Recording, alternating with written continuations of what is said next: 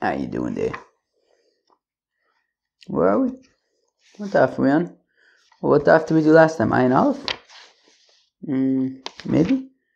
Yeah. Maybe? Yeah. I think. Ayin Aleph. So we're on Ayin Beis? Why not? Why not? Yeah, okay, why not? Okay, Ayin Beis. Oh yeah, that sounds good. Let's do Ayin Beis. Alright. I think there's somebody, I think somebody's drilling outside or, jackhammering or whatever. So, I don't hear it, of course, because I have my noise-canceling headphones. But I don't know if you're going to hear it, but just letting the people know.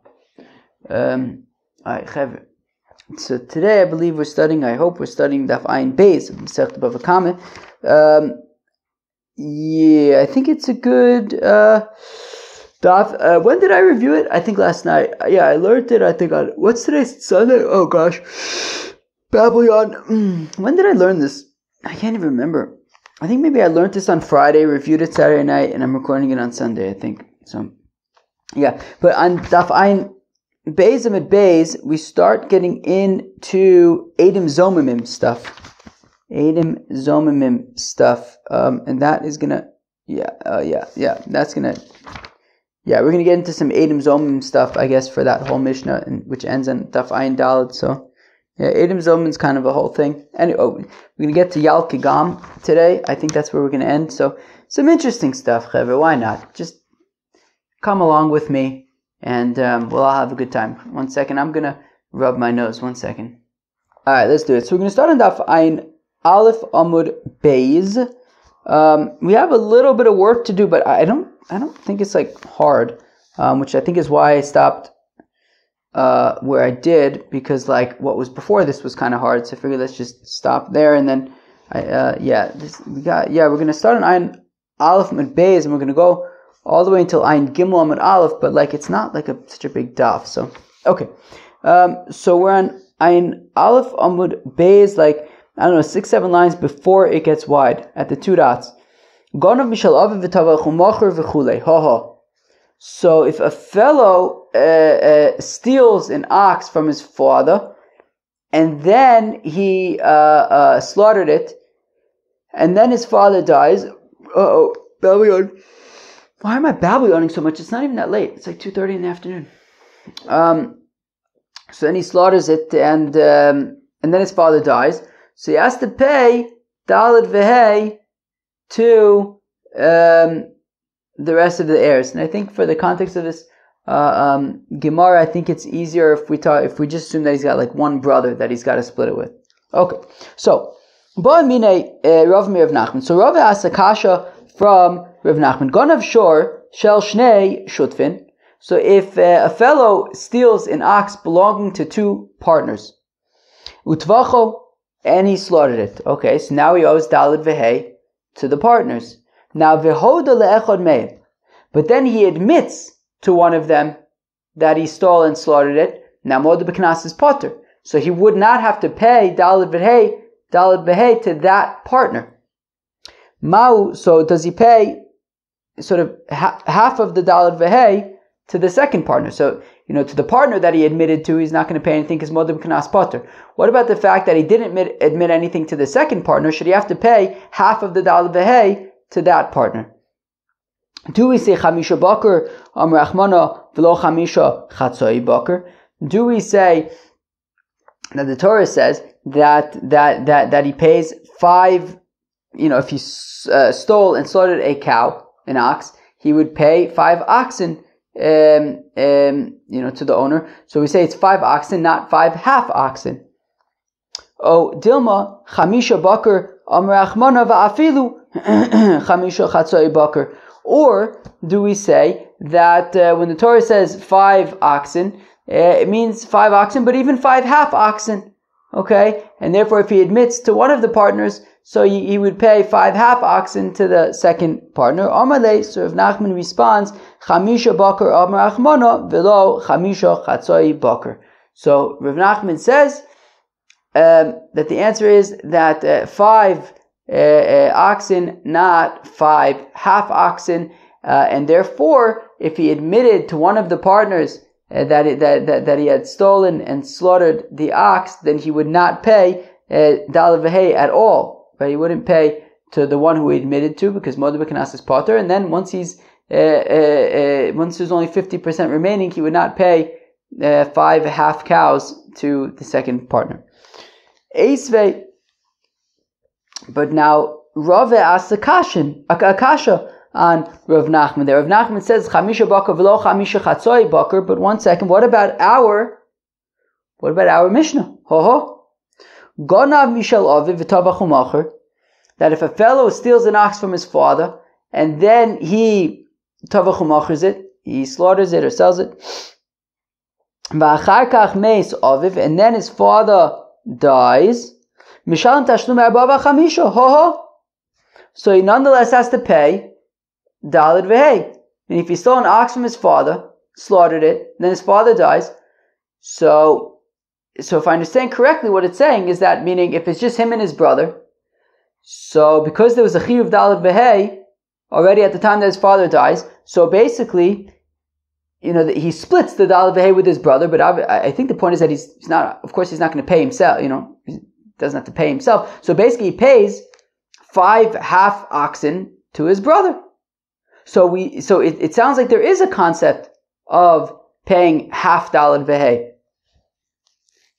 So where am I? So where am I? And over here, when it's just him and his brother, came into Meis Aviv, now that his father dies, it's like he admits to one of them, right? That I think this is pshat. I don't know, maybe I'm wrong, but I think this is pshat. I mean, now it's just him and his brother, and it's like, well, doesn't have to pay to himself. He just has to pay to his brother. So therefore, it's like when he admits to one of the partners that he stole and slaughtered his ox, which means that he only would have to pay to the remaining partner. And we see that when his father dies, he pays the half Arba v'Chamisha to his brother. So I would think that he would pay the half Arba v'Chamisha to the second partner as well. Amlei Rav Nachman responds, Hachav ma'askinan kigon she'amar oviv badin. Says Rav Nachman, well, that's talking about a scenario where before his father died, he had already taken his son to court, and therefore the court had obligated him to pay this money.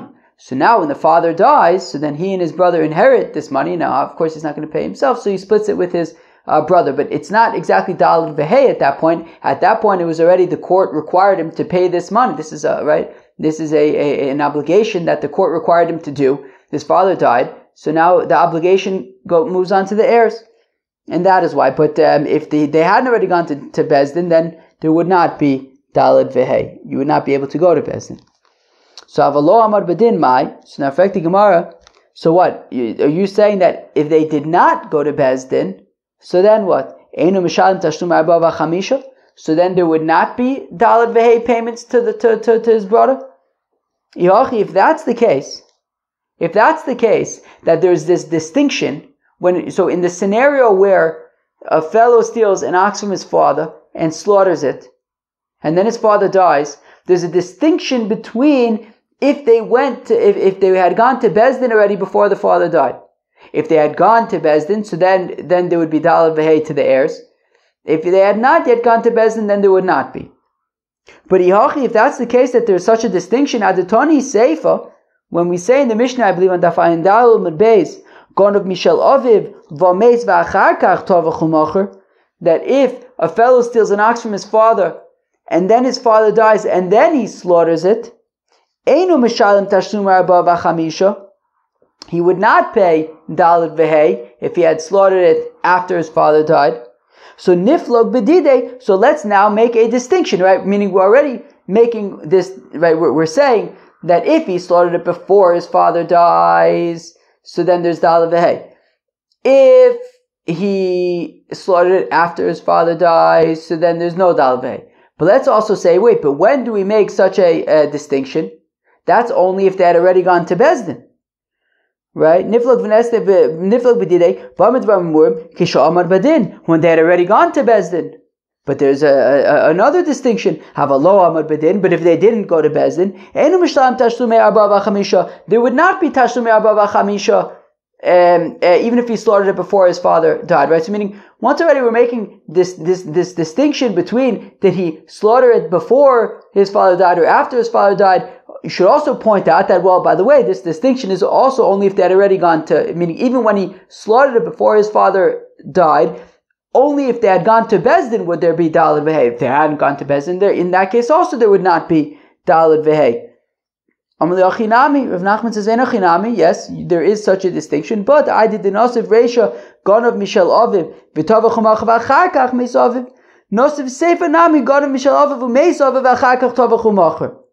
Okay, so Rav Nachman says, yeah, but it was just Ein Achinami, you're right, but the reason why the Mishnah gave that second case of when the father died first and then he slaughtered it was just for consistency, since the first case talks about when he slaughtered it and then the father died, so we also talk about what would happen if the father died and then he slaughtered it. But Ein Achinami, there is that other diuk that would be correct as well, which is that even when he slaughtered it before his father's death, there would only be Daled Vehei to the heirs if they had already gone to Bezdin. Litzafra Omerle, where am I? Litzafra Omerle, Chamisha Baka Omer Achmana Vafilu Chamisha Chatzai Bakar. But then the next morning, Rav Nachman, I guess, woke up.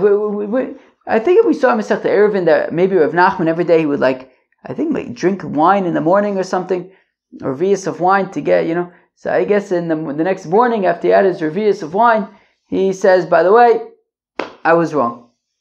Chamisha bakar machman va'afilu chamisha chatzoi bakar.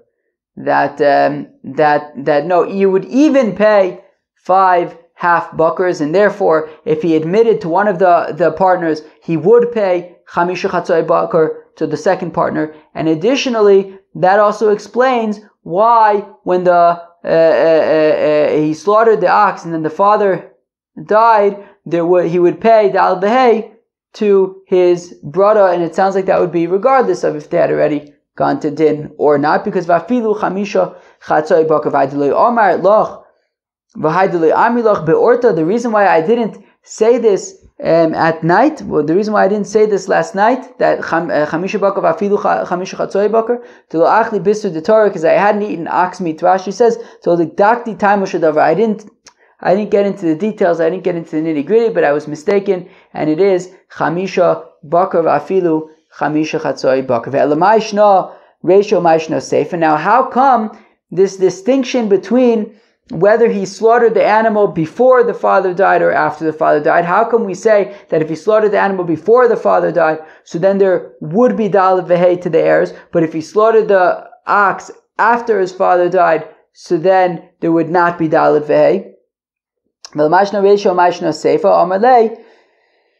if Nachman responds, Reisha karina bei utvacho kulo bi'isura, seifa lo karina bei utvacho kulo bi'isura. The difference is that in the Reisha, when he slaughters the ox while his father is still alive, so it's entirely usher to do so, as opposed to after his father dies.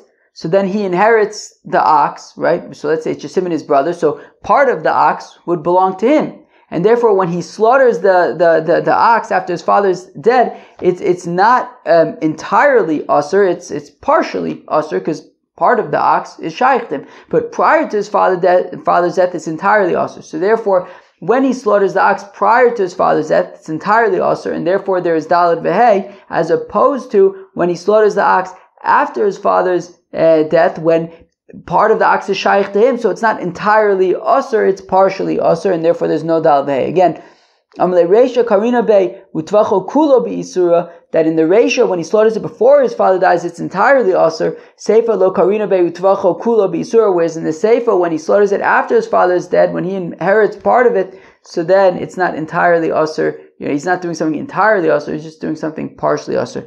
There might be a mosquito flying around over here.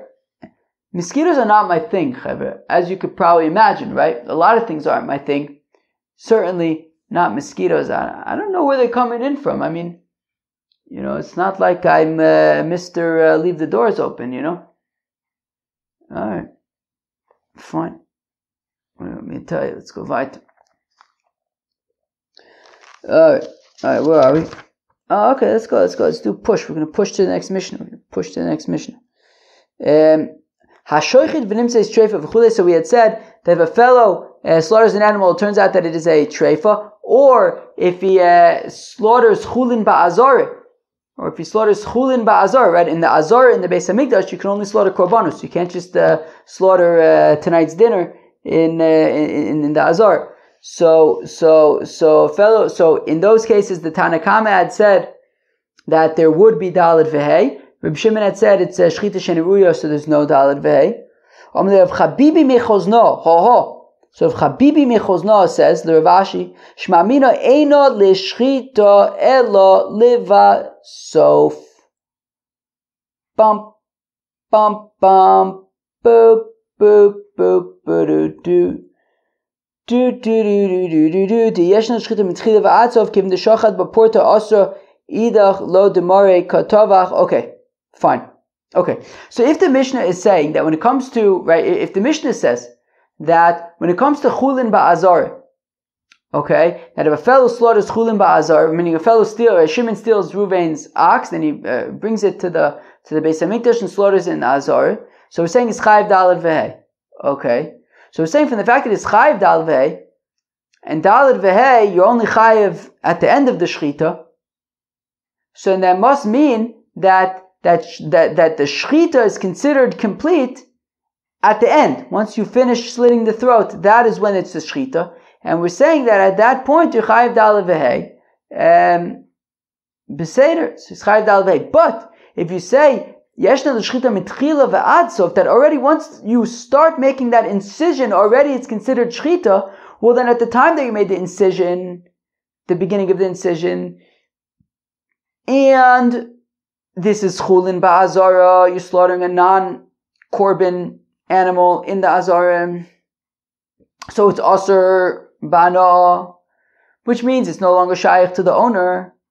Now the daled vehei would only be chayiv at the end of the shechita, by which point already it's also to the owner.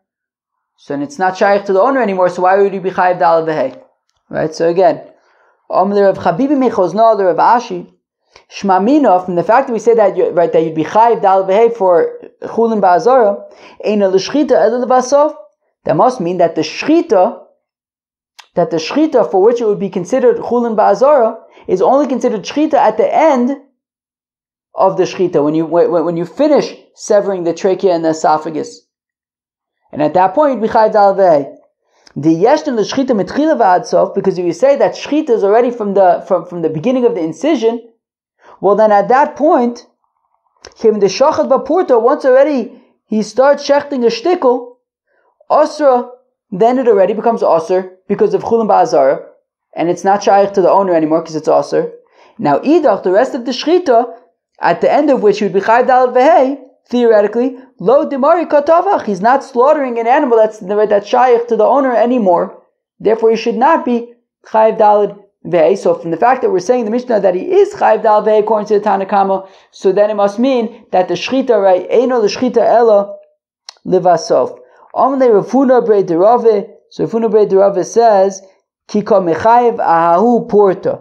Yes, but when we say that he's chayiv daled vehei, it's actually on that shtickle. It's on that shtickle. Meaning, if you say that when he starts the shchita already, it's chulin ba'azar becomes aser, but it was on that shtickle that he's chayiv daled vehei. Amli Rav Ashi lo tidche. Rav Ashi says, wait, not so fast. Rafuna brei derava. Don't blow him off like that. It's taka good kasha. Utvacho kula ba'inon vileko. That when the pasuk says, right, utvacho mecharo, right? So utvacho, you have to slaughter it in its entirety, and therefore, right. So you're not just going to be chayiv daled vehei from slaughtering a shtickle. You have to slaughter it entirely in order to be chayiv daled vehei vileko. And if you're just slaughtering a shtickle, then it's not entirely. So elakasha, but if that's the case, no, so then it sounds like if you say that yeshna the shchita mitchila va'ad sof, that shchita is already considered from the beginning from the initial incision, well then you're in trouble. Because then how do you understand the Mishnah? Right? If you say that the shechita is already from the initial incision, so then that would mean that at that point it's already chulin ba'azar, but the dalet v'hei is not until the completion. So why would he be chayav dalet v'hei? It's not his anymore.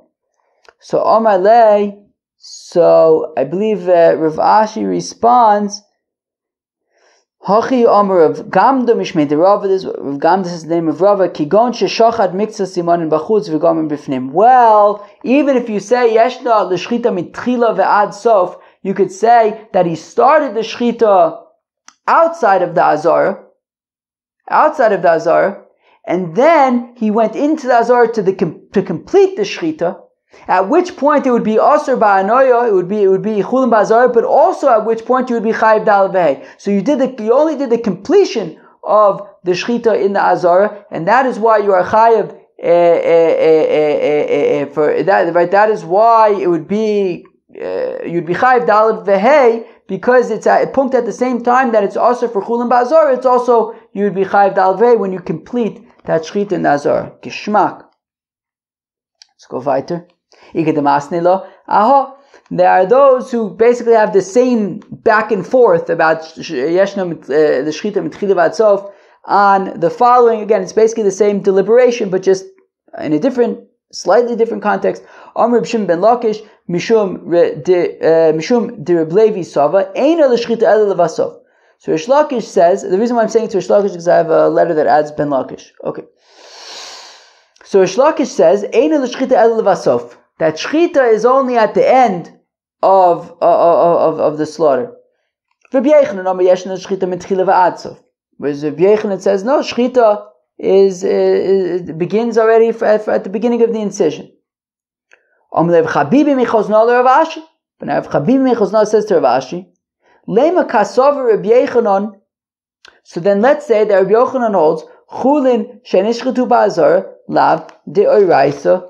So then, let's say that Rabbi Yochanan must hold that chulin shenishchetu ba'azara is not actually osir mida oraisa. The ida oraisa, because if it is osir mida oraisa, well then b'chishachit la purta osra. Well then I don't understand the Mishnah. If you say that chulin ba'azara is osir mida oraisa, and you're saying yeshna l'shchita mitchila v'ad sof, well then Michishachit la purta, once already you have the initial incision asra, then the animal is already asra because of chulin ba'azara. So now could you be chayav dal vei? Idach, when you then continue with the shechita and complete it, lav demar katavach, he's not slaughtering anymore an animal that's shaykh to the person who initially owned the animal. So if Shimon stole the animal from Reuven, so once already he starts the incision, it's already also because of chulin ba'azar, it's no longer shaykh to Reuven. So then when he completes the shechita, at which point Shimon would be chayiv dal v'hei, it's no longer Reuven's, it's no longer shaykh to Reuven. So Rav Achabe de Rave says, Ki kamechayiv nami au porta, that when we say that Shimon's mechayiv dal v'hei, it's for that little shtickle, it's for the shtickle. For the shtickle that by which he'd already be chayiv, for it would already be considered chulin ba'azara, so it's on that shtickle that he's chayiv dal v'hei. Rav Ashi lo tidchei. So Rav Ashi says, wait, don't push him off so quick. Utvacho kula ba'inon veleka, that it says in the context of dal v'hei, that has to be utvacho kulo, the entire shchita, not just the shtickle. So elakasha, if that's the case, then it's mamash kasha, right? Because if we're saying that chulin ba'azara is also midoraisa, and we're also saying, if Rabbi Yochanan is saying that yeshno l'shchita mitchila v'ad sof, so already at the initial incision it's already aser, but the dal v'hei won't be chayiv until the end of the shchita, but at that point it doesn't belong to Reuven anymore, so why would Shimon be chayiv dal v'hei? Amalei achi Omar Rav Gamda Mishmei de Rava. So then I believe Rav Ashi says that, well, Rav Gamda says the name of Rava, Ki ka mechayiv, ki gon sheshachad miktzah simanim b'chutz, v'gom b'fnim. But you could even say, according to Rav Yochanan, that he started the shechita outside of the Azara, but then completed the shechita in the Azara. So therefore, it's the completion of the shechita that both makes it chulin ba'azara as well as chayiv dalid v'hei. Very geschmacka stuff. So now we get to a new Mishnah, Chaver. Eidim Zomamin. Eidim Zomim. Not the easiest sugya. I don't know what to make of Eidim Zomim. I think it's not the easiest sugya. I think I have maybe a funny relationship with Eidim Zomim because, I learned a long time when I went to Reshit after high school. And we learned Sanhedrin over there, and Sanhedrin talks about Eidim Zomim and then I remember, I think that summer I learned Masechta Makis, and so I guess in my earlier years of learning, I had learned about Eidim Zomim, so I feel like I was probably oblivious to the complexities of it. It was just it's just Gemara, But now I think that I'm, old and cranky, and I like to complain about the different things that I find difficult. And Baruch Hashem, on Babylon Talmud, we've been studying together for 4 years. We've already learned more than half of Shas, and we can already get a feel for okay, what's considered more difficult and what's considered less difficult. So the things that become like spaghetti are the things that I consider to be more difficult. Things like Yevamis, things that you have to hold, Kal V'chomers, things that you have to hold a lot in your brain. So now that we come to Eidim Zomim with all that context, I feel like Eidim Zomim is that kind of a thing where you have to hold a bunch of stuff in your brain. So I guess I have a funny relationship with Eidim Zomim because I learned it so long ago. So I feel in my mind, it's just like Eidim Zomim. But whatever, there's it has to do with witnesses and postling each other and who's postling who. And so there is a little, maybe I didn't appreciate the complexity at the time. I probably maybe just blew over a bunch of it. Whatever it is, I don't know. Eidim Zomim. What is Eidim Zomim? Eidim Zomim is, what's Eidim Zomim? Okay, so you have a set of witnesses, let's say, and they testify that Shimon owes Ruvain $1,000, okay? And it turns out, so now here's the thing about Eidim Zomim. It's not just that they turn out to be false. We'll get to this in a second.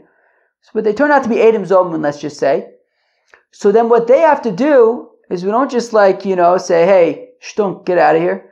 We say, well, you were trying to make shit, right? We don't just simply disqualify their testimony and say, wow, hey, get lost, and Shimon, you don't have to pay Reuven $1,000. These guys were liars. No, it's not. We say, Vasisem lo kasher zom nasus la'achid. You do to them what they tried to do to Shimon. They were trying to make Shimon pay Reuven $1,000. Well, now they need to pay Shimon $1,000. We do to them what they tried to do to the other fellow. Now, what's the difference between Eidim Zomim versus just Hakchosha? So, Eidim Zomim has a specific template, which is Vasisem lo kasher zomim lasos lo. No, what? No. Eidim Zomim has a specific template, which is Imanu ayisem b'makom ploni. That the way that it works is that, so this first set of witnesses said that Shimon owes Reuven $1,000. Now a second set of witnesses come and they say, hey people, you're a bunch of liars. How do we know that you're a bunch of liars?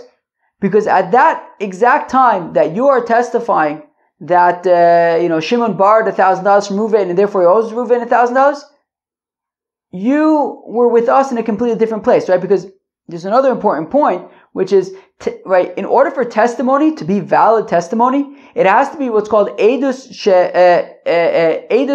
I believe, edus sha'ato, I think it's edus sha'ato yochol azima. I believe that's the phrase.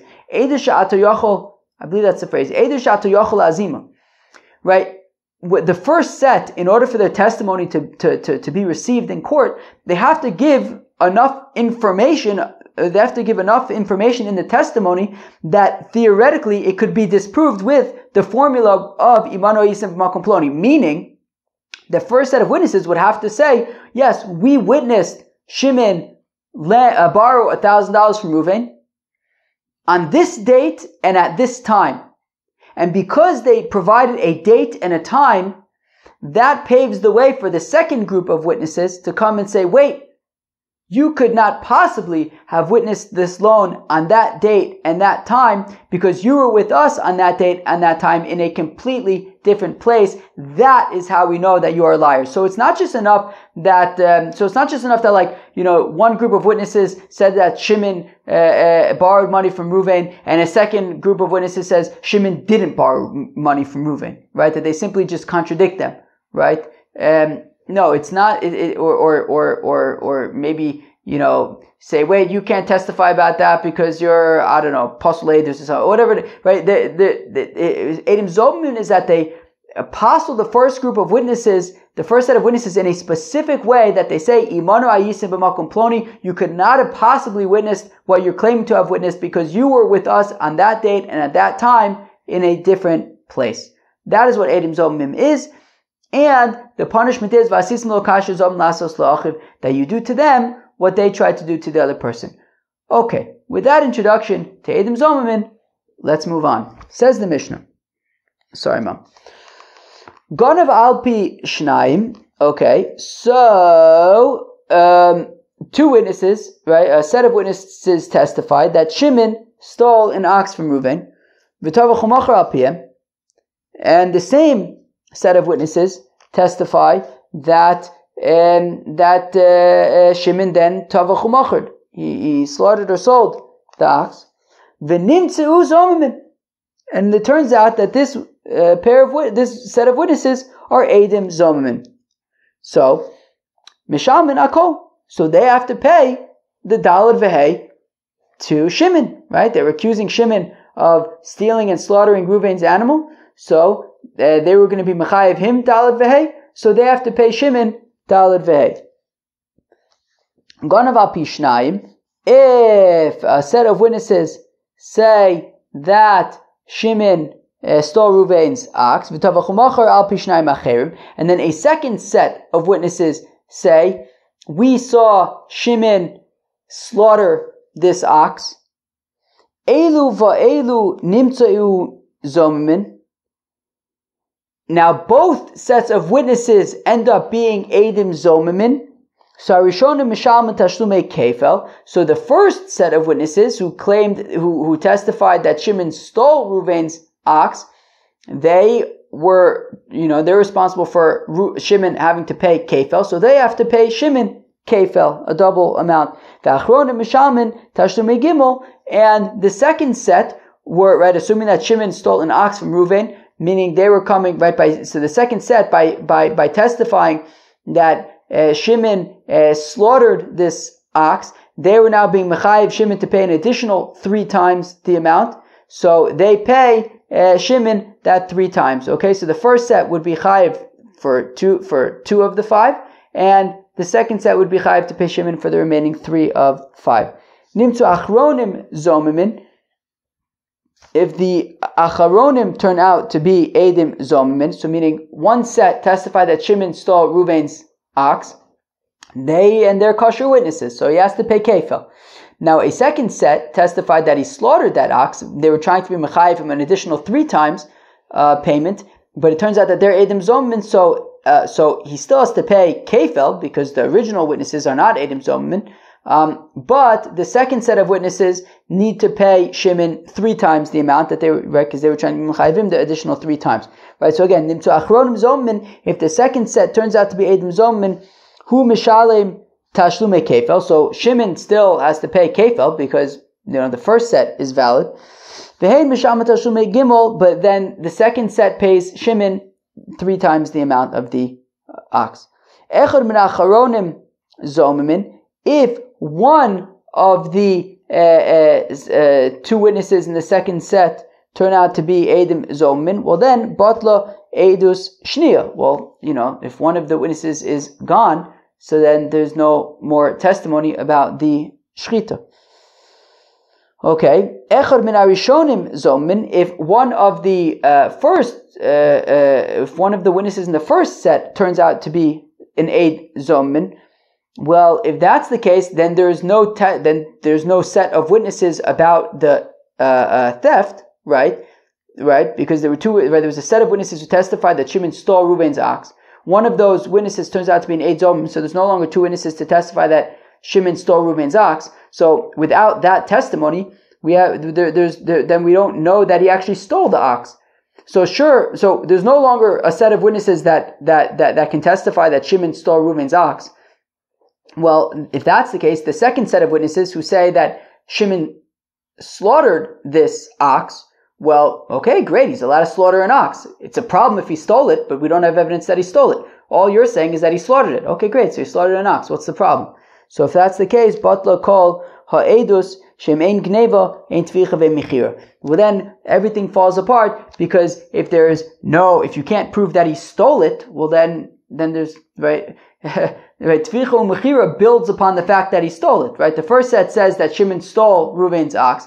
The second set are saying not only did he steal it, but he even then slaughtered it or sold it. But if we have no proof that he stole Reuven's ox, well, just testifying that he slaughtered an ox there's nothing, right? That's okay. Okay, fine. That was the Mishnah. Itmar, says the Gemara, it was stated, Eid Zomim, that when it comes to an Eid Zomim, Abai Omar lemafreya hu nifsol, Rave Omar mikanu lahaba hu nifsol. What does that mean?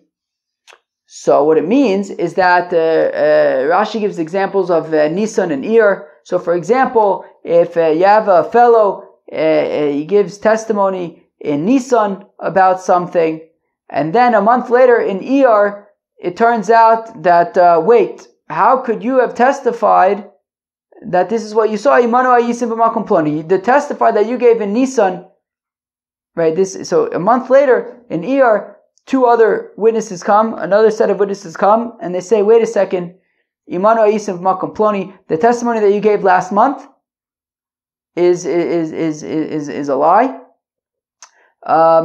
because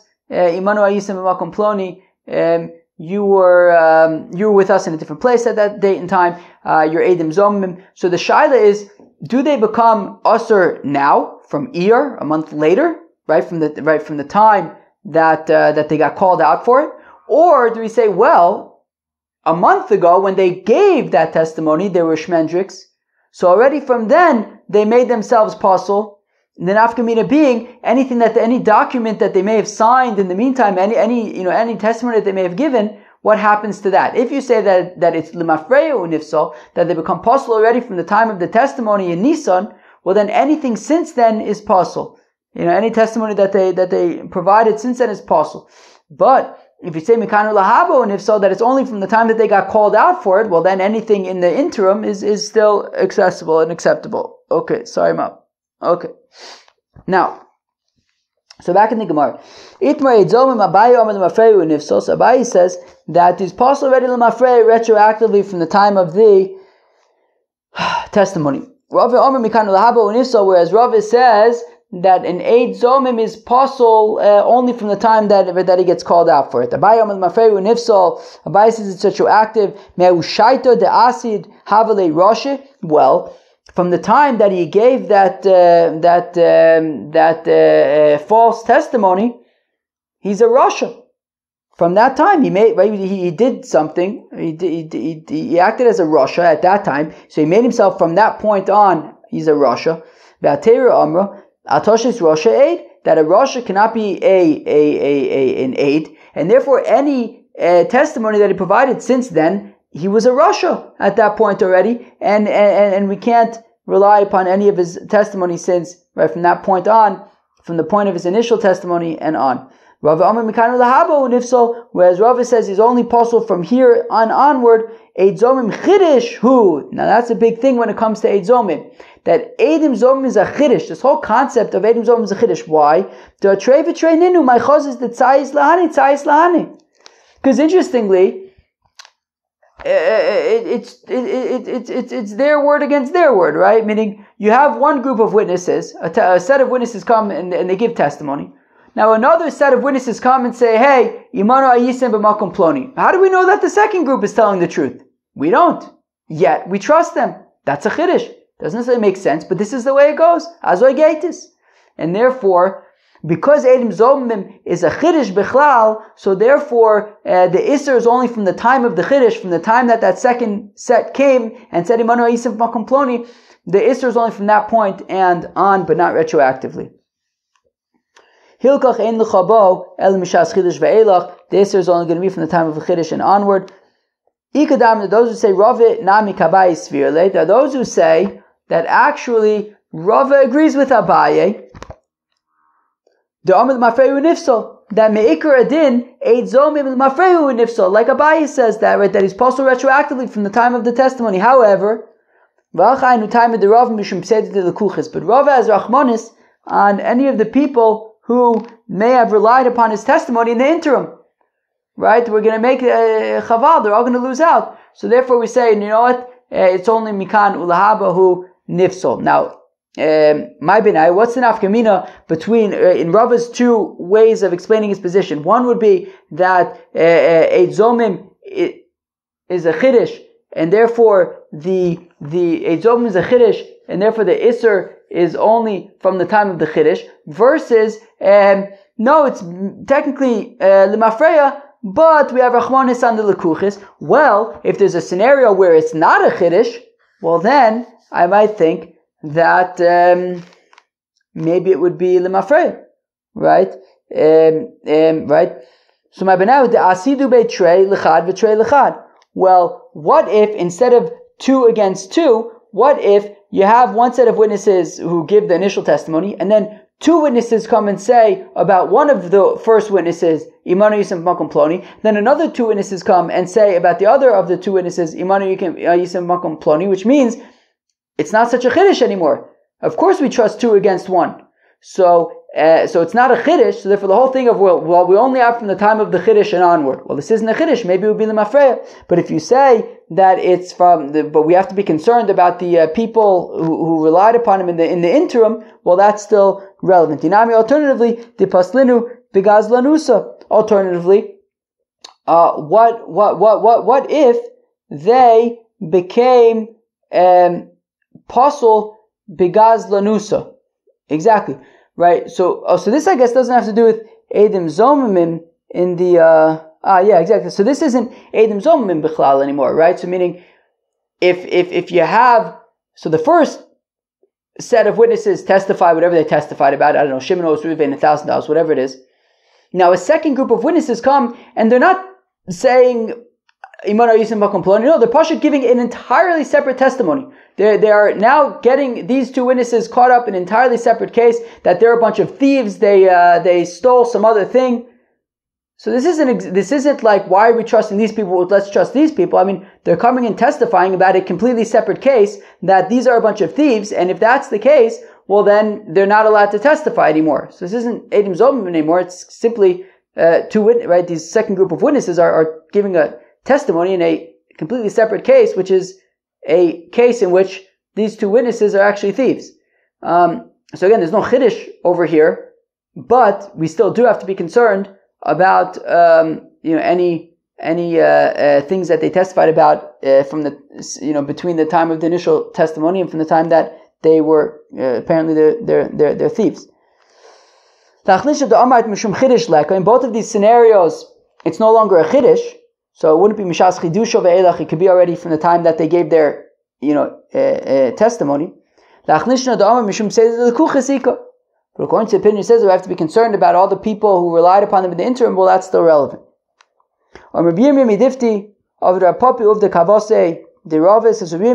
That Rav Papa paskened like Rave, and Mikanu Lahabu Nifsal. Rav Ashi Omer Hilchsa Kavasi da Abaye. Rav Ashi says the halacha is like Abaye, that it's Limafreu Nifsal. Hilchsa Kavasi da Abaye b'Yal Kigam. And of course, the halacha is like Abaye by Yal Kigam. Yal Kigam is a acronym for 6 examples, which I don't know what they are, but the ayin is Eidim Zomim. We've seen already a bunch of them, I think, and in Kiddushin, it listed exactly what they were. How many of them have we seen already? Apparently, there's one coming up in Bava Metzia. The Yud is Yehu Shalomidas. Yeah, and then there's Eid Zomim. Okay, the Lamed is Lechi from Masechta Eruvin. Kigam, so the Kuf is Kiddushin Shalonim Surabia. Gilui Daita Begita, which I guess is from Gittin. And Muchel Mumar Olchon Avilas, which I think is also from Sanhedrin. Oh, it's from Kiddushin also. So it seems like we've seen, 4 out of 6? Yeah, because 2 of them were in Kiddushin, and then 1 was in Eruvin, and now we're having Eidim Zomim. Then there's Yehu Shalomidas, which is coming up in Bava Metzia, and then there's one in Sanhedrin. So, okay, fine. We're getting there. We're getting there. Okay. Oh, we're done, right? Yeah, we're done. Yeah, good job, everybody. Give yourself a pat on the back. That was Daf Ein Beis of Masechta BavaKama. Hope you enjoyed. Peace out.